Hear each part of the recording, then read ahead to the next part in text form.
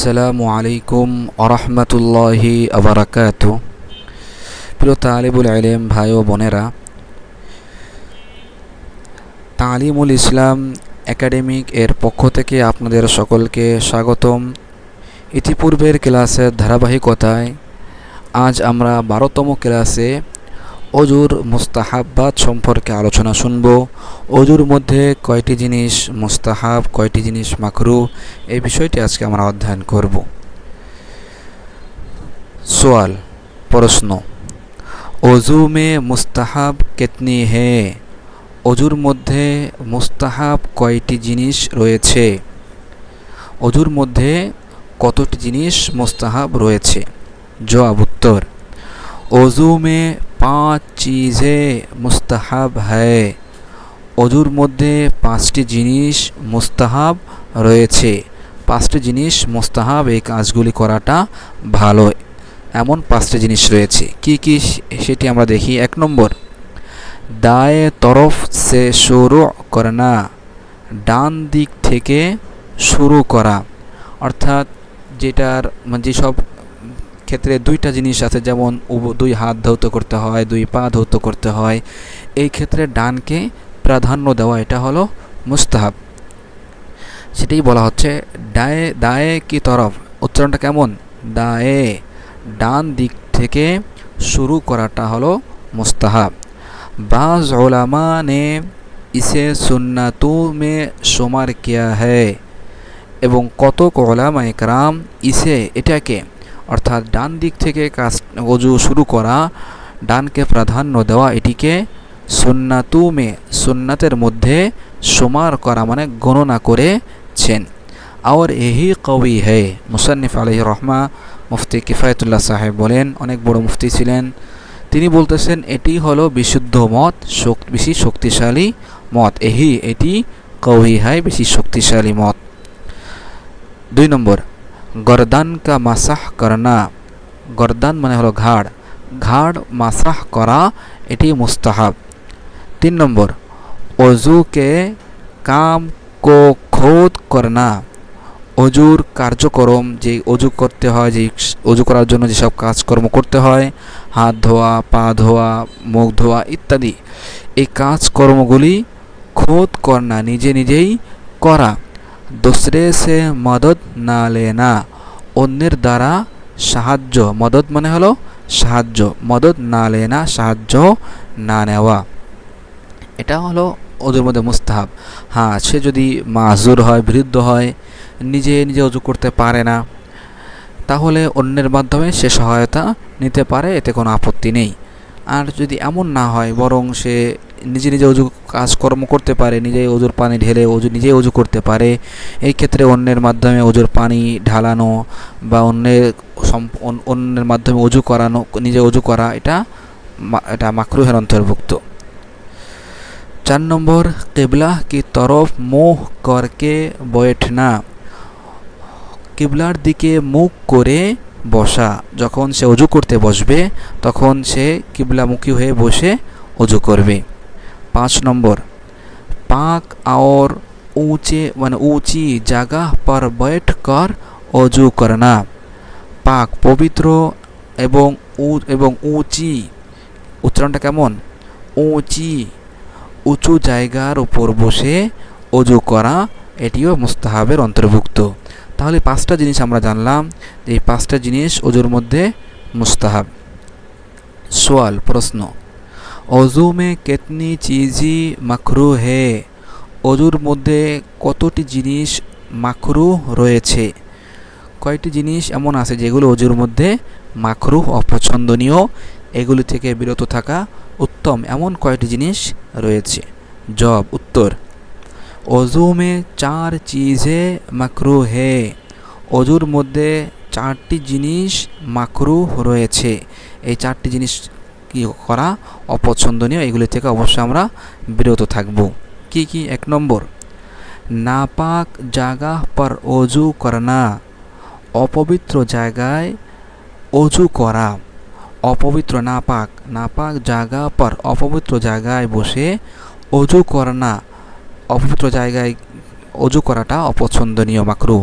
2 নম্বর, কারণ এই অপবিত্র জায়গায় অজু করলে ওইখান থেকে ছিটে ছিটে নাপাকি নিজের শরীরে আসতে পারে, আসার সম্ভাবনাটাই বেশি, এজন্য এটা অপছন্দনীয়। 2 নম্বর, सीधे हाथ से नाक साफ करना। सीधे মানে হলো ডান হাত, ডান হাত দ্বারা নাক সাফ করনা, নাক পরিষ্কার করা, এটাও অপছন্দনীয়। 3 নম্বর, অজু করনে মে দুনিয়া কি বাতি করনা। অজু করার মধ্যে দুনিয়াবি কথাবার্তা বলা, এটাও অপছন্দনীয়। আছে দুনিয়া কি বাতি, দুনিয়াবি কথাবার্তা বলা অপছন্দনীয়। 4 নম্বর, সুন্নাতকে খিলাফ অজু করনা। সুন্নাতের খিলাফ অজু করা, অর্থাৎ সুন্নাত পদ্ধতিতে অজু করা, যেটা বর্ণনা আমরা পিছনে পড়ে আসছি, এটার মুখালেফ অজু করা। যেমন শুরুতেই পা ধুলো, তারপরে হাত ধুলো, তারপরে মাথা মাসে করলো, তারপরে মুখ ধুলো, এরকম উলট পালট করে অজু করলো, বা আগে মুখ ধুয়ে পরে পা ধুলো, তারপরে মাথা মাসে করলো, এরকম খিলাফে সুন্নাত অজু করা, এটা মাকরুহের অন্তর্ভুক্ত। সওয়াল, প্রশ্ন, कितनी चीज़ों से ओजू टूट जाता है। উচ্চারণটা কি? টুট। कितनी चीज़ों से, কতটি জিনিস এমন আছে যেগুলির দ্বারা, কোন কোন জিনিস দ্বারা অজু টুট যাতা है, অজু ভেঙে যায়। টুট মানে ভেঙে যাওয়া, অজু ভেঙে যায়, এমন জিনিস কয়টি রয়েছে? এটি পড়ে ইনশাআল্লাহ আজকে আমরা ক্লাস শেষ করব। জবাব, উত্তর, 8 चीज़ों से অজু টুট যাতা है। 8টি জিনিস দ্বারা অজু ভেঙে যায়। 8টি জিনিস এমন আছে যেগুলি করার দ্বারা অজু ভেঙে যাবে। उन्हें नवाक़िज़े वज़ू कहते हैं। এগুলিকে নওয়াকিজে ওযু বলা হয়ে থাকে। তাহলে নওয়াকিজে ওযু, অজু ভঙ্গকারী জিনিস কয়টি? 8টি জিনিস। এখন যদি আমাদের পরীক্ষায় এইভাবে প্রশ্ন করা হয় নওয়াকিজে ওযু কয়টি, কি কি লিখো, তাহলে আমরা কিন্তু এখান থেকে বিষয়টা নিয়ে নিতে পারবো। তাহলে যদি পরীক্ষায় এভাবে চাওয়া হয় অজু ভঙ্গ করে এমন জিনিস কয়টি, কি কি, সেটা তাহলে আমরা এটার উত্তর দিব, এই উত্তরটা দিব। আর যদি বলা হয় নওয়াকিজ ওযু কয়টি, কি কি, তাহলেও আমরা কি করব, এই বিষয়টি উত্তরে লিখতে পারবো। ভালো করে যারা আমরা পড়বো সেখানে যদি প্রশ্নে নওয়াকিজ ওযু লেখা থাকে, তাও আমরা উত্তর দিতে পারবো। আর যদি আমার পড়াটা অসম্পূর্ণ থাকে, ভালোভাবে আমি জব্দ না করি, তাহলে নওয়াকিজ ওযু বললে আমি খুঁজে পাবো না। তা ভালো করে আমরা মনে রাখি, 8টি জিনিস যেগুলো অজুকে ভঙ্গ করে, এগুলোকে কি বলে? নওয়াকিজে ওযুও বলা হয়ে থাকে। 8টি জিনিস কি কি? 1 নম্বর, পাখানা পেশাব करना या उन दोनों रास्तों से किसी और चीज़ का निकलना। 1 নম্বর, পাখানা পেশাব करना, পেশাব পায়খানা করা। আমরা আগে বাংলায় পেশাবটা আগে বলি, পেশাব পায়খানা করা, ইয়া অথবা ইন দুনু রাস্তু, এই দুই রাস্তা থেকে, সে মানে থেকে, এই দুনু মানে উভয় রাস্তা থেকে, কেসি আর চিজ কা নিকালনা, কোনো জিনিস বের হওয়া, নিকালনা মানে বের হওয়া, কেসি আর চিজ অন্য কোনো জিনিস বের হওয়া। পেশাব পায়খানা বের না হয়ে অন্য কিছু বের হলো, যেমন কোনো সময় দেখা যায় কৃমি বের হয় বা পোকামাকড় বের হতেই পারে, তা এই সবের দ্বারাও কী হবে? অজু ভেঙে যাবে। সেটাই বলা হয়েছে ইন দুনু রাস্তু, সেই দুই রাস্তা থেকে, কিসি আর চিজ অন্য কোনো জিনিস বের হওয়া, এর দ্বারাও অজু ভেঙে যাবে।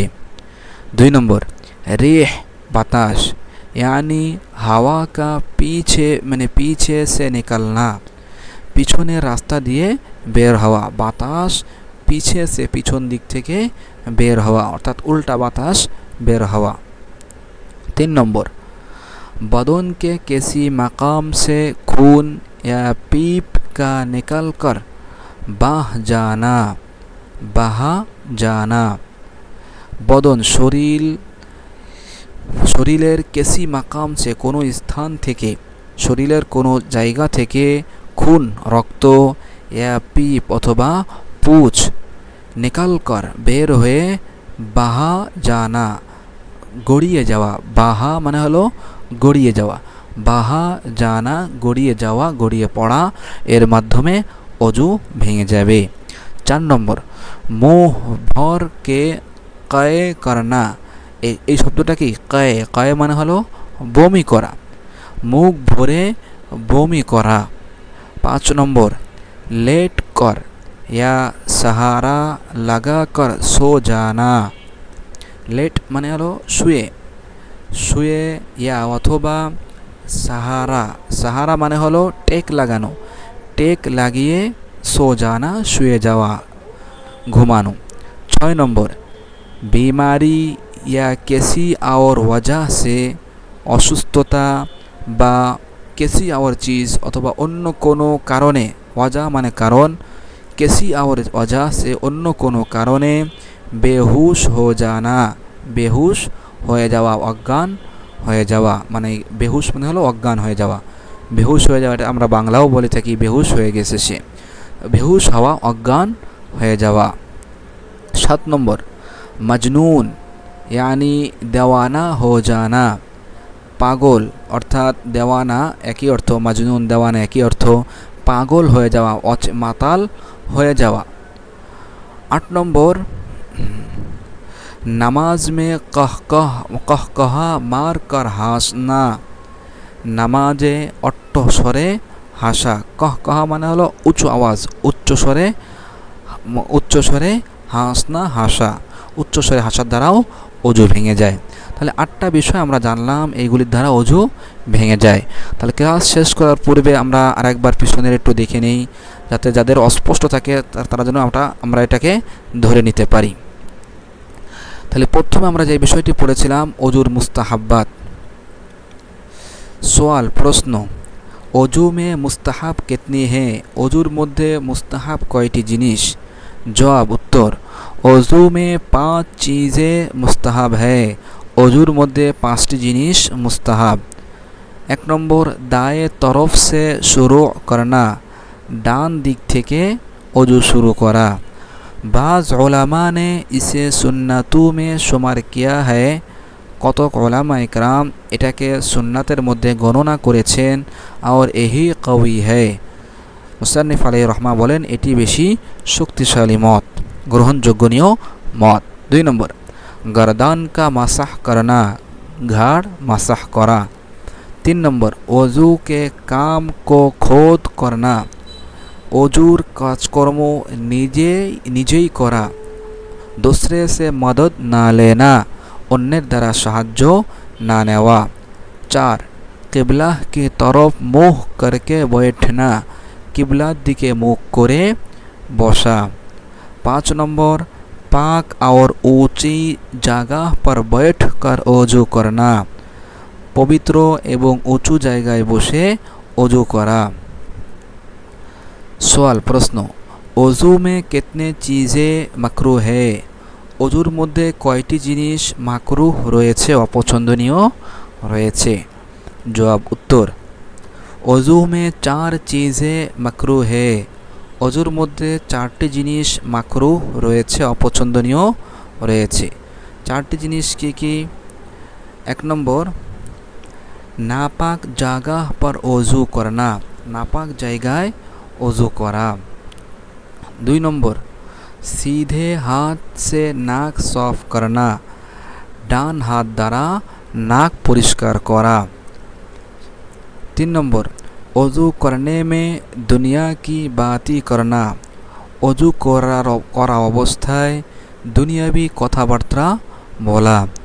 4 নম্বর, सुन्नत के खिलाफ वजू करना, खिलाफ सुन्नत वजू করা, এটা কি মাকরুহের অন্তর্ভুক্ত।